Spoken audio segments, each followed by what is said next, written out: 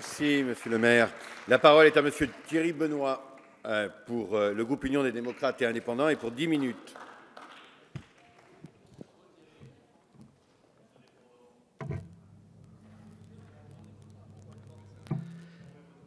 Merci, Monsieur le Président, Madame la Ministre, Madame la Présidente de la Commission des Affaires sociales, Monsieur le rapporteur, Mesdames et Messieurs, mes chers collègues. Je suis heureux donc de représenter à cette tribune le groupe de l'Union des démocrates et indépendants et dire d'emblée que nous allons tout naturellement soutenir cette initiative parlementaire de Julien Aubert et de Bruno Le Maire. Il s'agit d'un bon texte. Vous savez, Madame la Ministre, les bonnes idées peuvent aussi venir des groupes qui sont dans la minorité. Et c'est le cas. Et sans doute ce qui est gênant aujourd'hui, c'est qu'une bonne partie finalement des propositions que l'on retrouve dans cette proposition de loi eh bien, sont l'émanation même de ce que veulent les travailleurs indépendants et certains acteurs du régime social des indépendants qui ont fait des propositions pour faire évoluer ce dispositif qui en effet date de 10 ans. Chacun reconnaît qu'il est compliqué, il est parfois même ambigu, mais la situation est tellement grave aujourd'hui que l'heure n'est plus à pointer les responsabilités, l'heure est à trouver des solutions aux graves problèmes qui concernent 6 millions de ressortissants et 2 800 000 cotisants. C'est dire toute l'urgence de la situation. Il y a un mois, comme bon nombre de parlementaires dans cet hémicycle, j'ai été amené à organiser une réunion dans ma circonscription sur le régime social des indépendants. Et je peux vous dire, Madame la Ministre, que le désespoir des travailleurs indépendants est très grand à travers le pays. À l'instar des agriculteurs, il y a encore quelques mois, tous les professionnels dénoncent les charges sociales étouffantes et un système d'imposition jugé confiscatoire. Autre motif de mécontentement, la persistance de nombreux dysfonctionnements internes. Julien Aubert et Bruno Le Maire viennent d'en faire état.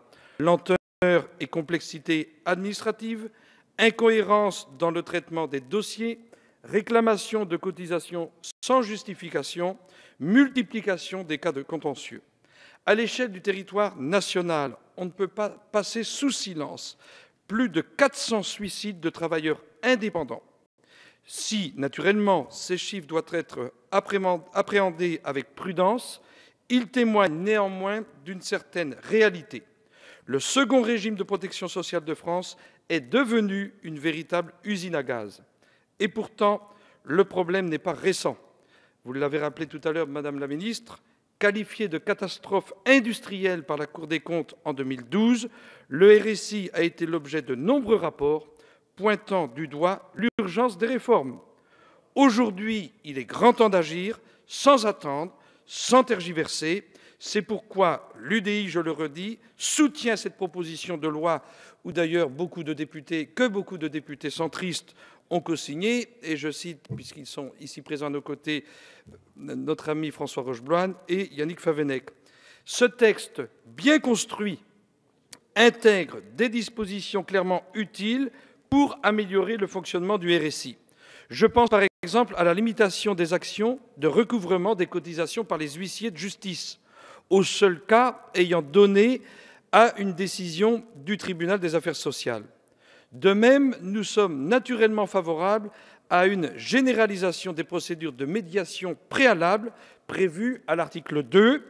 La mise à disposition pour les cotisants d'un médiateur spécialisé a été expérimentée avec succès par le RSI de Bretagne à l'initiative de son président Philippe Magrin, qui a été et qui est dans ce sujet vraiment fer de lance de propositions innovantes pour réformer le RSI.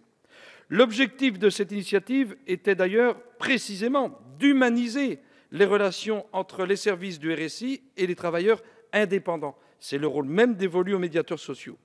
Au total, en Bretagne, près de 150 dossiers ont été traités grâce à cette médiatisation et les premiers bilans sont extrêmement positifs. J'en veux pour preuve que 80% des contentieux sont en cours de résolution, soit par le rééchelonnement des dettes, soit par d'autres voies de médiation. Parmi les apports importants de cette proposition de loi, j'aimerais également saluer plusieurs mesures de simplification coûteuses, inefficaces. La logorrhée administrative est non seulement contre-productive, mais elle est dangereuse. Donc, simplifions. Je salue donc la proposition en faveur des accords implicites prévus à l'article 6, ou encore la généralisation des conventions RSI-URSSAF inscrites dans l'article 7.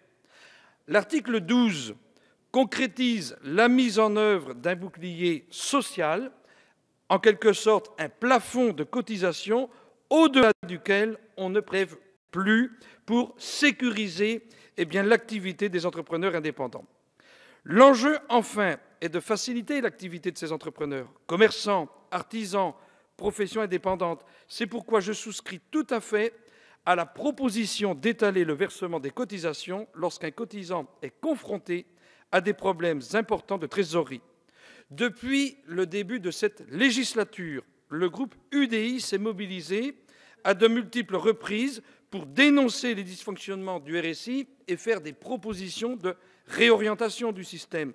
Je voudrais saluer les initiatives qu'avait prises en son temps mon ami François Rochebloine, que je tiens ici à saluer de nouveau.